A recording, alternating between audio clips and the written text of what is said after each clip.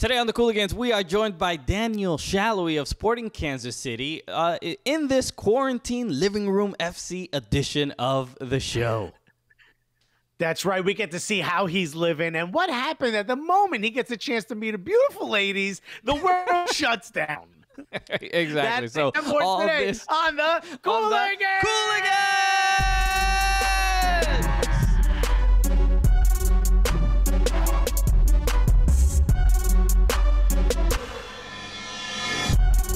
Yeah, baby!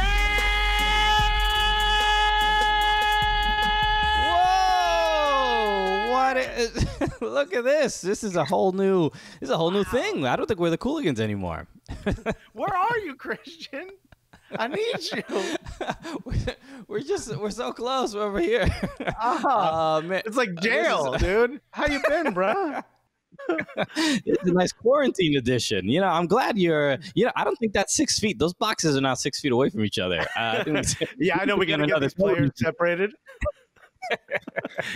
Yeah, this is weird. Everyone. This feels like the Latino version of Brady Bunch. Okay, yeah, this family's too small right now. I know. Well, Dad left. And Mom got a drug problem, so it's just us two raising each other. Hello. Okay, we gotta write that sitcom. Nobody take that idea. Hello, everyone. Welcome to the show. Welcome to the Cooligans. My name is Christian Polanco. I'm Alexis Guerreros. All right, together we are the Cooligans, your favorite stand-up comedians that host the funniest quarantined soccer show that you have ever witnessed. That's right. But speaking of quarantine, we're not only are we the gulliest, we're also bringing in like other guests who are self-quarantining. Okay, we're gonna do a three-way video call here. This is I feel like one of the kids on the subway.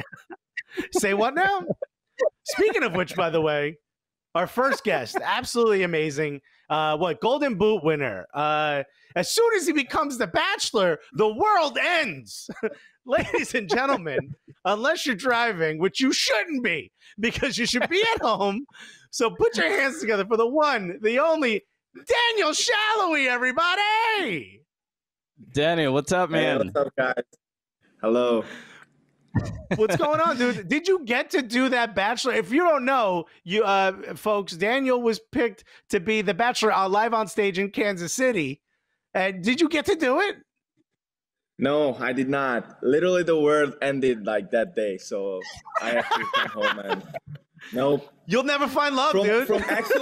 From meeting 10 girls and being the Bachelor, I went to 2-month minimum quarantine alone. So I mean, life can hit you hard. What do you do? You look in the mirror and give yourself a rose? You just... Yeah, I mean, I have so much time now, so might as well just do it. Incredible. I'm curious. So a lot of people saw that online, and there was a lot of promotion towards it. What was why did you do that? Why did you even get involved? How did that that come about? Because it seems like an uncommon thing. Yes, since like I can be honest and be like, I don't think I've watched a lot of like Bachelor. Like I'm not a big fan. And I got an email in like January saying, congrats, you're one of the finalists for The Bachelor and Bachelor live on stage. And I was like, okay, it must be a spam or something, like click on it and you can. You thought it was Gianluca Busio messing with you? Yeah, exactly. And then I didn't even care about it. And like 2 weeks later, one of our like media people comes up to me and he's like, yeah, so you're gonna be the Bachelor if you are in. And I'm like, hold on, what is happening? So yeah, my whole team was there. They all heard it, so they got all excited and they're like, okay, come on, do it. We're all gonna go. And they actually were gonna all come. Like they had tickets, everything was set. So I was like, you know what? Why not? Let's do it. And actually, that was like, it was a pretty big thing. Not even here in Kansas City. In Hungary, people thought I'm going on like in the actual show, like the actual TV show. So they're like, oh, he's ruining his soccer career. What an idiot. And I was like, oh my God. Yes. I would love to, like the news in Budapest is, do you play soccer better or worse with HPV? How does that work? Yeah, so that hard hitting news out in Hungary. Yes, That is exactly. how connect when things happen in Kansas City for you. How much does it affect the soccer world in Hungary? Like, how connected are you still there? I would say like 90% of the stuff goes to Hungarian news as well. Um, Usually like everything about soccer, like these small things, not all of them like get through the news, but there was like this big thing. It's funny how something blows up and something is like not even serious over there. For example, Mahomes came to our games like 2 years ago, and Yeah, yeah. he tweeted at me and all that stuff. And before the Super Bowl, out of nowhere, they just picked that news up. They never wrote about it before, and they're like, "Oh my God, Daniel Salloi is like friends with Mahomes." So it's funny how like I don't know how it works. That sometimes it's like nothing, and sometimes it's like a big thing. Yeah, Now, yeah. is for you? You also come from like royalty in the footballing world in Hungary, right? Your father played and now is the coach, and I'm going to get this wrong, but I'm going to try my hardest to pronounce the name of this team. Okay, but your father played, your grandfather played, your great grandfather played. I think your father is now Kecskemeti. No, no, Kecskemeti. no. Now he's at Zalaegerszeg. He's the sports director over there. Okay, he's a sporting director. All right. But he also played for the national team. I know you played at a youth level. Your great grandfather even played professional football in Hungary. I mean, when whether it's news coming out as The Bachelor or anything coming up, do people sort of understand that, oh, this is the Sallois, or is it like Daniel Salloi, like they're not connecting you with the family? Yeah, they are. I think it's been with me my whole career in Hungary. Like when I started playing professional, like everybody knew who I was and that I'm the son of István Salloi, and he was a national team player, and everybody was from the first moment kind of compared me to my father, and it's funny in a way. In other ways, it's like ridiculous how people are like, "Oh, you only made it because of your father," and like you know how people are. It's actually funny to see like both sides of the story. But yes, I've always been like compared to my family. So well, we yes. have absolutely terrible fathers, so we don't have to deal with that kind of pressure. So yeah, we don't know what it's like. If I would have become a bum, my mother would have been like, "It's only because of your dad." If you decided to be, if you were like a brain surgeon or something, would your family be disappointed? Like, your granddad was a soccer player, your dad was a soccer player, you got to be a soccer player. Put down that knife and that scalpel and get over there and kick a ball. What a shame of a son. He's a brain surgeon. What is he doing? We'll be right back with more with Daniel Salloi after this.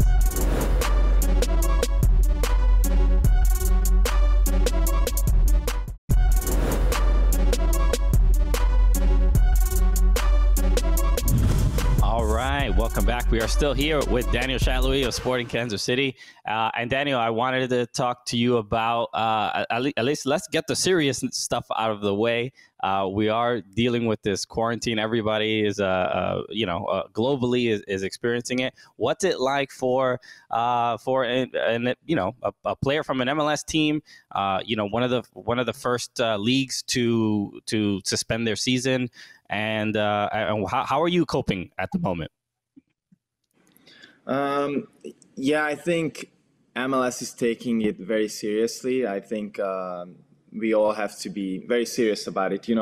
I think they're doing a good job of keeping everybody, like shutting the league down early and keeping everybody home, and they're not letting us practice.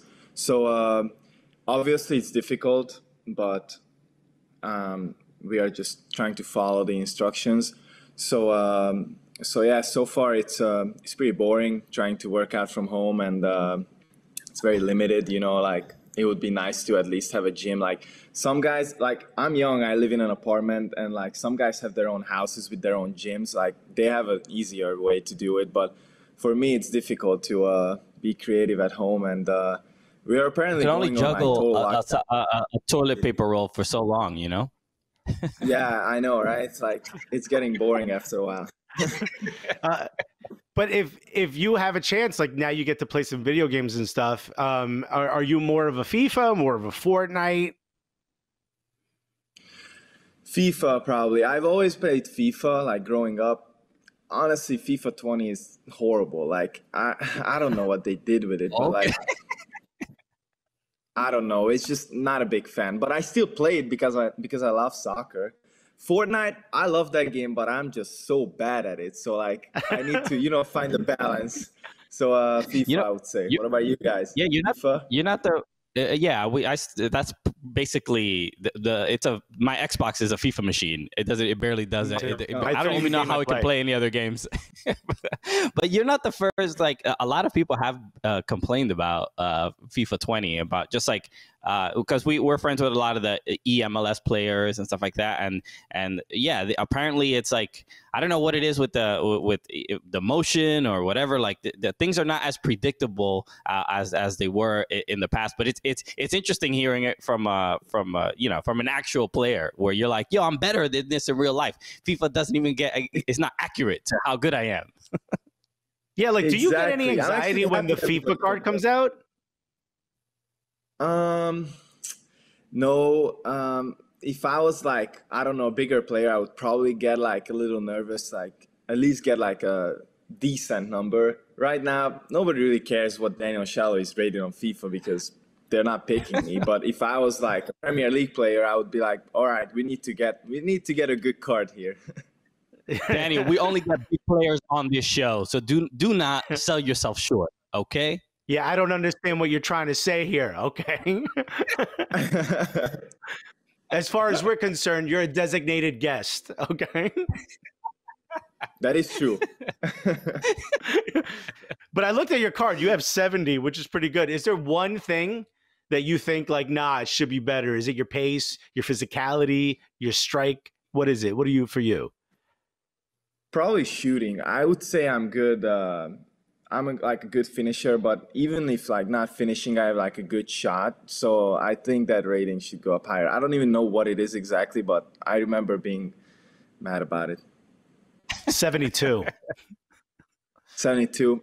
You see, that one could be like 80. Physicality should be lower. Yeah, your physicality is 64. No offense, but you're kind of a small dude. So I agree with you, right? Like my physicality would be like 157, you know what I mean? But my shooting and everything and my pace would be like negative 23. My pace is just the emoji of a pizza. So Danny, I want to talk about playing for Kansas City, playing for Peter Vermes. I know, this the last few months from this season and the end of last season, I think the expectations were probably very high from your coach, for yourself, and the numbers weren't as high as you probably wanted them to be. But what is it like playing for Peter Vermes and also reaching those expectations that you have for yourself? It's like Peter is he's a great guy. He's a very like strong mentality like person, like his coaching style and everything. You kind of have to always listen to him, always try to do what he wants you to do. Like he has always a perfect vision, and he always has a plan for you. So yeah, you have to be on top of your game at practices, at games, to always produce. And as a winger, you're on the sideline, so at least one half you're literally by his side listening to him yell. So you really have to focus on what he's saying. Is he as scary in person as he is when we see him on TV? Yeah, probably. When my friends or like any people come and like meet him, they're like, "Oh my God, he's scary." And we're like used to him now. So for me, it's like he's not like as scary as he was before. But yes, he's scary. Okay, he's softening up. How is he compared to like your father, the way your father used to manage before he became a sporting director? Are they similar? Because I saw one photo of your father and I immediately started cleaning my room. I was so scared. he's yeah, he's I don't know. Some people would probably say different. Me as a son, like he's not scary for me. He's like super nice. But yeah, maybe some people feel like that about my father too. Like you. Yeah. Well, there was that in I think it was the first game of the season, or where there's that there's that GIF of Peter Vermees. He's like cursing at somebody, or he's cursing at another coach. Did you see this, Daniel? I don't know. He's saying, yeah, I saw that. He's saying the F word over and over and over. Yeah, I saw that, and yeah, it was funny. I immediately was on Twitter, like everybody was tweeting it. Is it cool enough that you could like text it to him and he'd be cool with it, or you're like, I'm not even bringing that up? No, you could probably like show it to him like at practice, but no, we're not like texting. We got more with Daniel Salloi after this.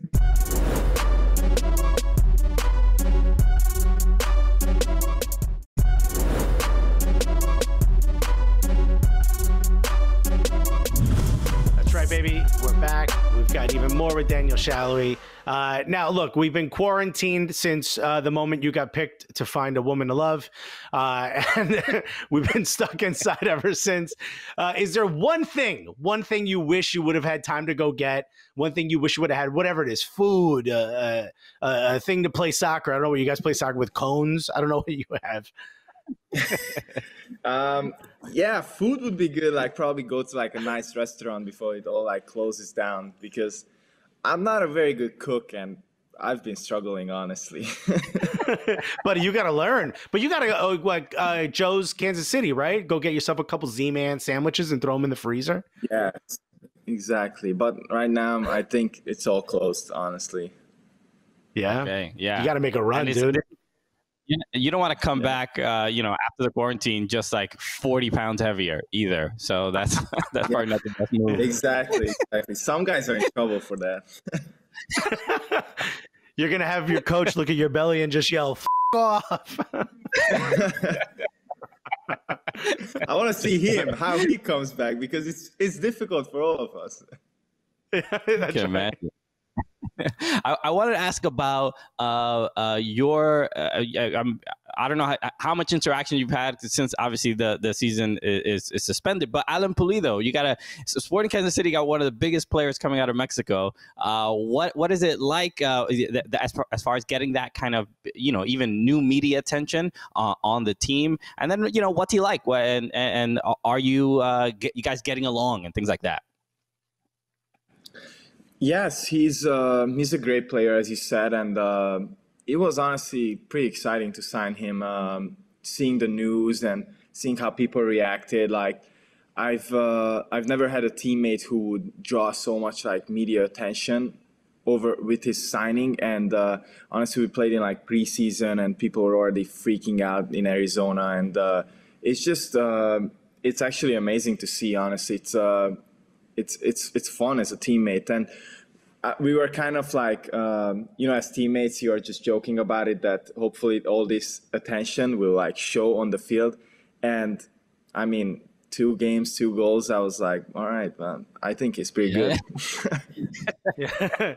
Yeah, he seems to be drawing in a lot of attention from Latin American. But I watched a vlog video, or this might have been the video with you and your sister, where you have 2 friends that are Mexican. Were they freaking out? Were they like, yo, introduce me, dog, introduce me? Yes, they were, honestly, and they were, I asked them more questions because like, how's he as a player? Like they knew so much more about him than I did. But yeah, for sure. Like now that the season started, they wanted to like come to the games and like get photos with him, but they have to wait. Yeah, now they got to wait. But so you got homies that are Mexican. So when Pulido showed up, were you already like, no mames way? Like y'all were chilling, like you were pulling out all the Mexican slang? Yeah, honestly, like since I played with the academy, there were a lot of Mexican kids over there too, and you know, you always have Latinos on your team in America and other countries too, but especially in America, there's such a diversity, so you'll find yourself learning more languages than you ever wanted. So yeah, it was. Yeah, I know. He's actually laughing always when people just pull out Spanish out of nowhere and start saying, no entiendo nada or something. And you're like, what? How many would you say the your players Spanish you play is? with know Hungarian? I would say everybody knows at least one bad word. And Nice. That's important. that's that's much as they have. Yeah, they always try to listen because I have we used to have 2 Hungarian other guys on the team. Now we only have 1 more, but every time they try to listen and pick up some words, and it's funny, some guys have like a good feeling for like a foreign language, and some guys are just terrible, like they could repeat the word 10 times and couldn't get it right. How about for you when you go back to Hungary? Given that you've been here for a while now, do people feel like you've either lost touch, or maybe does your Hungarian sound, not as strong, not as authentic? Do you get criticized for that too? Yes, honestly, like I always get it from my friends. Like in the first week, I would say it when I go home.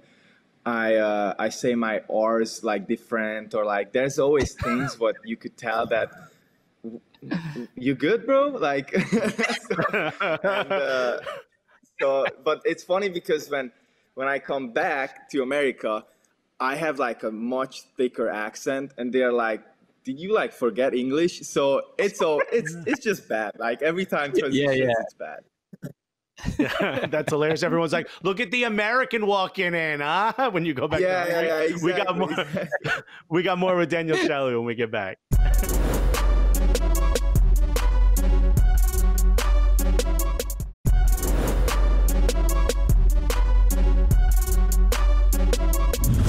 That's right. Welcome back, baby. We're still here with Daniel Salloi. Which I'm calling Daniel. We've had a great time talking to you. Is there something I don't know? Are you doing any vlogs from home? Is there anything that you want people sort of to look at that you'll be making? Any content, anything at all that you might be doing? I vlogged last year, and I should probably like start doing it again. I don't know. It's I kind of stopped it, but people loved it, so I might start it again. But right now, nothing specific. Okay, well, you'll have some time to think up some ideas. Yeah, you like it or not. Where can people follow you on social media and stuff like that? Well, I'm on Twitter. I'm on Instagram. It's Daniel Salloi. So just no dots or anything. You can just follow me, and I'm trying to get to some good social media level. So keep the followers. Right. And since you couldn't do the Bachelor event, just slide in his DMs. That's totally cool. Exactly, and I'll be sending rose emojis out. There you go.